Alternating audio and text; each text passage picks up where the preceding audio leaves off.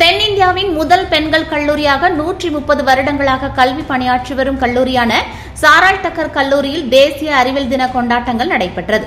இந்நிகழ்வை தேசிய அறிவியல் மற்றும் தொழில்நுட்ப தொடர்பு கவுன்சில், தமிழ்நாடு மாநில அறிவியல் மற்றும் தொழில்நுட்ப கவுன்சில் ஆகியோருடன் சாராள் டக்கர் கல்லூரி இணைந்து நடத்தியது.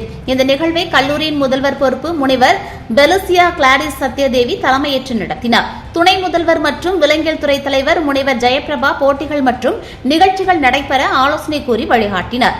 ஒருங்கிணைப்பாளரும் கணிதத்துறை தலைவருமான முனைவர் ஜெசி தியோடர் அனைத்து நிகழ்ச்சிகளையும் பொறுப்பேற்று நடத்தினார்.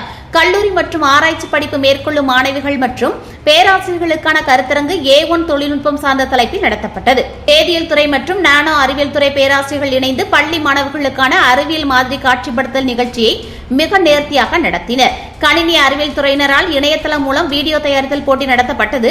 பலர் இப்போட்டியில் ஆர்வமுடன் கலந்து கொண்டனர். கணினி பயன்பாட்டுத்துறை பேராசிரியர்கள் வினாடி வினா போட்டிகளை நடத்தினர். பள்ளி மாணவ மாணவியருக்கான வரைதல் போட்டி, கட்டுரை போட்டி மற்றும் பேச்சு போட்டி நிகழ்ச்சிகளை விலங்கியல் மற்றும் தாவரவியல் துறை பேராசிரியர்கள் இணைந்து நடத்தினர்.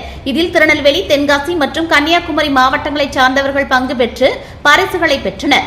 அறிவியல் விழிப்புணர்வை மக்களிடம் ஏற்படுத்தும் வகையில் இத்துறையினரால் அன்றாட வாழ்வில் அறிவியலின் பங்கு மற்றும் பருவநிலை மாற்றம் என்ற தலைப்புகளில் பொதுமக்களுக்கு நடத்தப்பட்டது. இந்நிகழ்வுகளில் 300க்கும் அதிகமான பள்ளி மற்றும் கல்லூரி மாணவ மாணவிகள் கலந்து கொண்டனர்.